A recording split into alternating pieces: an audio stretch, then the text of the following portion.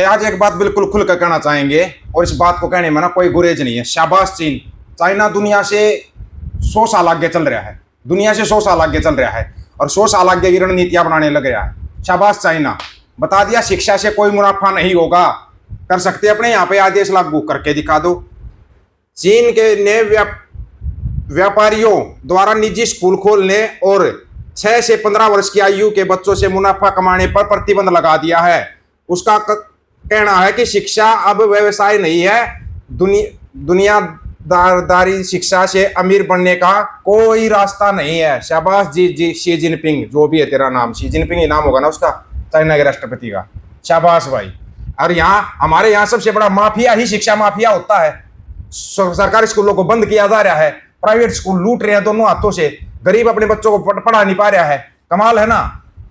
Japan उड़ने वाली बसों के ऊपर कार्रवाई कर रहा है।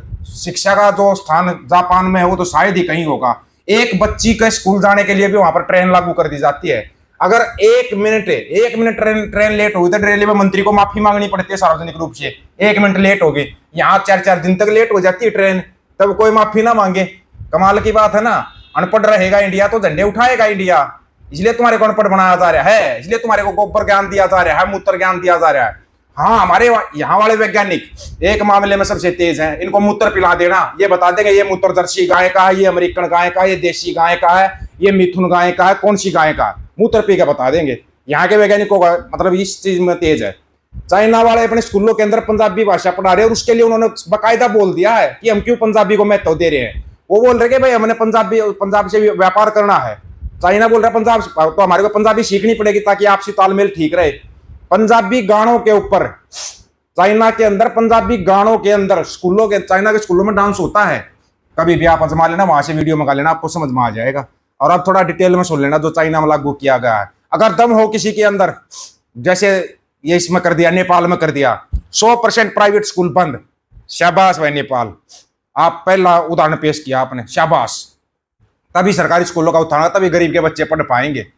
सभी देशों में शिक्षा के ऊपर काम किया जा रहा है, एक इंडिया को छोड़ के। यहाँ पर गोबर ज्ञान के ऊपर काम किया जाता।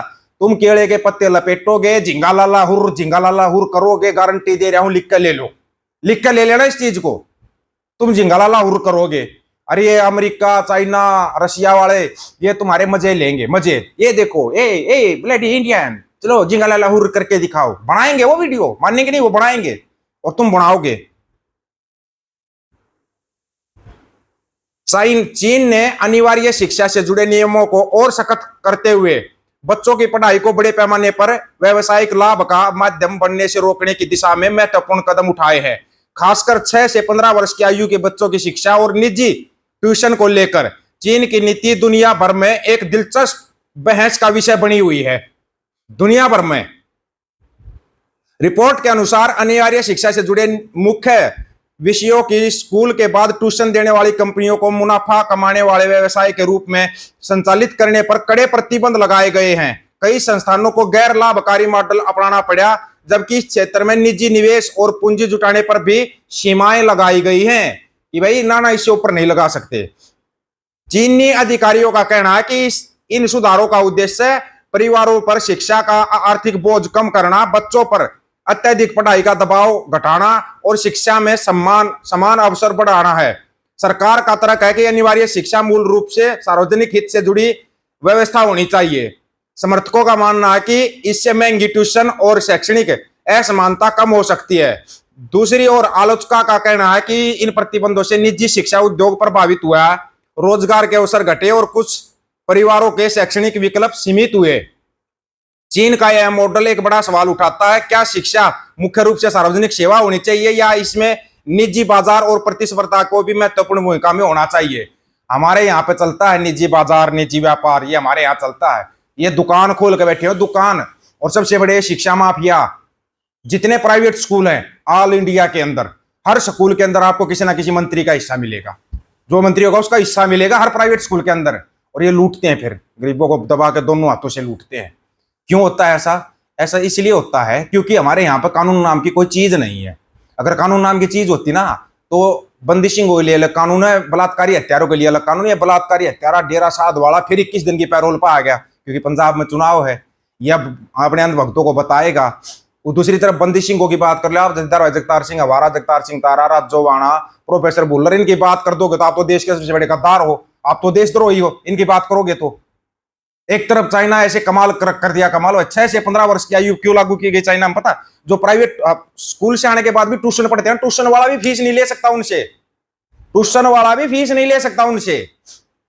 ये ऐसे देश तरक्की करते हैं, ऐसे देश तरक्की करते हैं। देश ऐसे तरक्की नहीं करते लगे मस्जिदों के आगे मुजरा करने, कहीं जाकर चर्चों के आगे जाकर मुजरा करने लगे। ऐसे देश तरक्की नहीं करते, ऐसे देश गड्ढे में जाते हैं। पिछले 10 साल का रिकॉर्ड उठा कर देखना, एक अकेला पूरे वर्ल्ड के अंदर एक अकेला इंडिया ऐसा देश है जिसकी जीडीपी माइनस में गई है, माइनस में। व्यवसाय क्षेत्र माइनस में गया, -2.3। बाकी पाकिस्तान भी तरक्की कर गया बहुत ज्यादा। अफगानिस्तान का रुपया हमारे से ऊपर है, बांग्लादेश का रुपया हमारे से ऊपर है, पाकिस्तान का रुपया हमारे को टक्कर देने लग गया। कभी इन चीजों पर आपने विचार किया? विचार करते तो पता लगता आपको कि क्या हो रहा है। पाकिस्तान तरक्की करता जा रहा है। चीनी खरीदोगे तुम पाकिस्तान से? चीनी अंधभगत खाएंगे क्या यार? मेरे तो इस चीज के ऊपर बड़ा दिलचस्प समस्या हो रही है। अगर पाकिस्तान से चीनी खरीदे जाएगी तो क्या अंधभगत खाएंगे उस चीनी को? नहीं भाई, अंधभगत खाएंगे तो उनको हजम ही नहीं होगी। पहली बात तो चीनी लेने क्यों दे रहे हैं पाकिस्तान से? कड़ी राजनाथ, कड़ी करो, विरोध करो, अगर दम है तो विरोध करो। सुना है कुछ दिन पहले तुम जंतर मंतर पर गए थे ना विरोध करने के लिए, अंधभक्तो। जंतर मंतर पर चप्पल छोड़ के भाग गए, चप्पल छोड़ के भागना पड़ा तुम्हारे को। दुनिया के इतिहास का पहला आंदोलन जो इतने दिन से चर्चाओं में था, आंदोलन करेंगे, आंदोलन करेंगे, ये करेंगे, हम चिंटू हैं, हम चिंटू हैं, गए जंतर मंतर शुरू होने से पहले खत्म हो गया। बस पुलिस वाले दिखाई दिए, उठ के भाग लिए, उठ के भाग लिए। क्या गुंडा बनेगा रे तू? क्या आंदोलन करोगे रे तुम? तुमने तो सोची तुम किसानों की बराबरी कर लोगे, तुम सिखों की बराबरी कर लोगे, है तुम जाटों की बराबरी कर लोगे। अरे छोड़ मेरे भाई, तुम अपने आप की बराबरी नहीं कर पाते। पहली बात तो तुम्हारे को यही नहीं पता तुम्हारे को विरोध किसका करना है। तुम्हारे को यही नहीं पता विरोध किसका करना, तुम करोगे किसका? करो ना, शिक्षा माफिया के ऊपर सवाल उठाओ। अगर किसी के अंदर दम है तो शिक्षा माफिया के ऊपर सवाल उठा के दिखाओ। शी जिनपिंग, शाबाश शी जिनपिंग, राष्ट्रपति होता है ऐसा हो, चाहे उसको दुनिया तानाशाह कहे ना, तो ऐसा तानाशाह हर देश में होना चाहिए।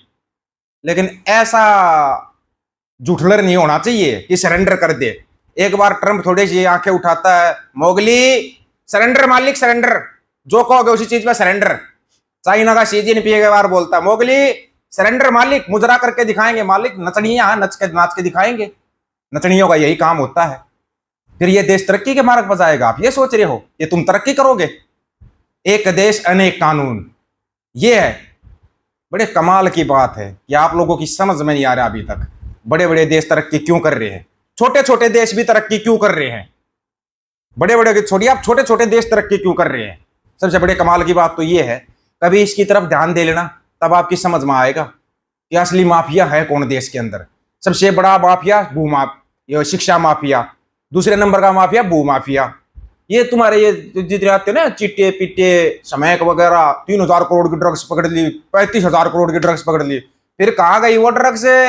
ऐसे ही जब उस खाड़कूवाद होता था ना जब पंजाब के अंदर, इतने हथियार पकड़े, इतने हथियार पकड़े। अब वो हथियार कहाँ जो पकड़े थे, इतनी AK-47 पकड़ ली। रहने दो, ये नौटंकी हमने बहुत देखी जेएंडके के अंदर। अपने पास से हथियार डालकर जो बनाते हो तुम।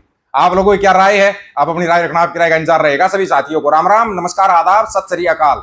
वीडियो को ज्यादा से ज्यादा शेयर, चैनल को सब्सक्राइब, बेल आइकन को जरूर दबाना दोस्तों। हक और सच की बात हम करेंगे, वीडियो को शेयर करने की जिम्मेदारी आप लोगों की है। गज के आखो, वाहेगुरु जी का खालसा, वाहेगुरु जी की फतेह।